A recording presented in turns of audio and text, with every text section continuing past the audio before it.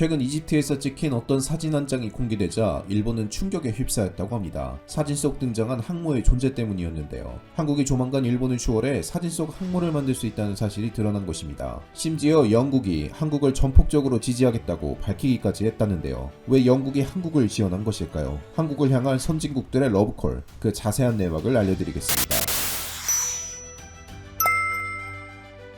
최근 막을 내린 한국과 영국의 연합훈련, 해상수색 구조훈련이 무사히 막을 내렸습니다. 한국과 영국이 손을 잡은 이번 훈련을 통해 차후 경항모 도입을 생각 중인 한국은 값진 경험을 하게 되었는데요. 실제 엘리자베스호에서 전투기를 어떻게 운영하는지 이를 가까이서 볼 수 있게 된 셈입니다. 미국에서 최신의 전투기 F-35B를 수입할 예정인 한국은 엘리자베스호에서 운영되는 F-35 기종 이착륙을 직접 경험할 수 있게 되었죠. 영국도 이번 훈련에 대해 깊은 인상을 받아 한국에서의 훈련을 몇 차례 더 시행할 것을 밝혔는데요. 마이크 머독 준장은 영국은 향후 몇 년 동안 아시아에 정기적으로 항모 전단을 배치할 계획이라고 말하며 한국과 영국이 더 많이 일할 수 있는 기회라 지적하며 한국에서 영국이 훈련을 더 시행할 것임을 암시했죠. 게다가 한국 경항모 사업에 해양방위 분야 최고 기술 기업인 영국의 밥콕사가 참여하는 것으로 알려져 세간의 화제를 불러일으켰는데요. 현대중공업이 건설하는 경항모 프로젝트에 지원을 약속했습니다. 밥콕사는 한국을 들린 퀸 엘리자베스 항공모함 개발에 직접 참여한 적이 있는 회사로 설계는 물론이고 건조기술에 있어 세계적인 역량을 갖췄는데요. CNN을 비롯한 주요 외신에서도 밥콕사의 지원을 대서특필하며 앞으로 한국에서 선보일 경항모는 퀸 엘리자베스호에 버금가는 수준일 것임을 지적했습니다. 이번 퀸 엘리자베스호의 한국 방문과 맞물려 밥콕사의 기술 지원이 이어지자 일각에서는 일본으로 치우쳤던 외교 무게의 주가 한국으로 옮겨지는 것으로 분석했습니다. 전통의 동맹이라 여겨졌던 일본보다 한국을 더 우선하는 모습을 최근 영국은 보이고 있는데요. K9 자주포로 세계 자주포 시장의 최강자라 꼽히는 한국이 영국의 K9 자주포를 수출할 수 있을 것이라는 전망도 최근 나오고 있죠. 영국의 우방이라 할 수 있는 인도와 호주 양쪽에서 한국의 K9 자주포를 수입해 실전 배치하고 있는 상황인데요. 영국도 우방국이 사용한 K9 자주포를 자국 자주포 사업에 고려하지 않을 수 없는 상황입니다. 특히 내년 영국은 자주포 100여 문을 수입하는 기동 화력 체계 사업을 추진하는 것으로 알려져 세계 유수의 방산업체가 영국을 찾은 바 있죠.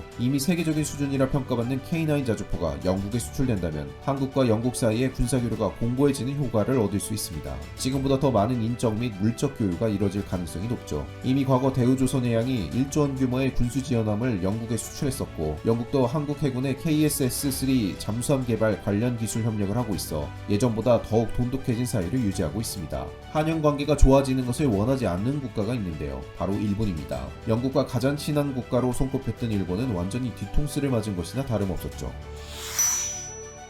1902년 러시아의 위협에 맞서 처음 결성된 영일동맹은 지금까지도 이어지고 있는데요. 과거 테레사 메이 총리는 영국과 일본은 국가안보를 위해 협력한 좋은 친구라 말하며 이전부터 지속된 영일동맹의 굳건함을 과시했습니다. 그러나 보리스 존슨 총리가 취임하면서 굳건해 보였던 영일동맹은 흔들리기 시작했는데요. 동맹의 균열은 G7 정상회의에서 시작되었습니다. 올해 개최된 G7 정상회의는 의장국인 영국이 주최한 회의로 기존 7개 선진국과 더불어 한국과 호주, 인도, 남아공이 참석해 D11 국가가 참여한 상징적인 회의였는데요. 글로벌 리더 국가들이 모인 G7 자리에 한국이 초청되면서 한국의 위상을 널리 알린 자리였습니다. 하지만 일본은 한국이 참여한 이 회의에 대해 매우 불만스러워했죠. 일본은 게스트로 한국을 초대하는 것은 상관없지만 G7 틀을 부수고 한국을 참여하는 형태로 확대하는 것은 반대한다고 말하며 한국이 자신들과 같은 위치에 있다는 것을 부인하려 했습니다. 의장국이었던 영국의 초대를 일본이 대놓고 비난한 것이었죠. 영국 입장에서도 일본의 지적에 매우 당혹스러웠던 것으로 알려졌습니다. G7 의장국이었던 영국을 무시하는 태도에 보리스 존슨 총리는 일본과의 협력에 대해 껄끄럽게 바라봤죠. 실제로 이번 퀸 엘리자베스 항모가 요코스카 항에 정착했지만 영국 항모의 선장과 선원들은 요코스카 항 밖으로 나오지 않았다고 하는데요. 애초부터 한국에 기착하려고 했지만 어쩔 수 없이 일본에 정착한 것이라고 합니다. 게다가 일본은 코로나로 인해 공중보건이 마비 상태인데요. 자칫 잘못됐다가 퀸 엘리자베스호 선원들이 코로나에 걸릴 위험이 있어 정박하더라도 감염 위험 때문에 밖으로 나가지 않았다고 합니다. 또한 한국과 달리 영국은 일본의 경항모 도입에 대해 적극적으로 나서지 않았는데요. 한국에겐 기술 이전과 더불어 퀸 엘리자베스호 체험까지 한 것과 대조되게 현재 일본이 추진 중인 이즈모 항공모함 도입에 대해서는 그 어떠한 도움을 주지 않았다고 합니다. 특히 이즈모 함에도 F-35 기종 전투기가 운영될 것으로 알려졌는데 일본은 퀸 엘리자베스호를 가까이에서 보고 이를 체험할 수 있었음에도 불구하고 가까이서 F-35 기종 운영을 지켜보지 못했다고 합니다. 한국에게는 친절하게 알려준 것과 완전히 대비되는 일이라 할 수 있죠.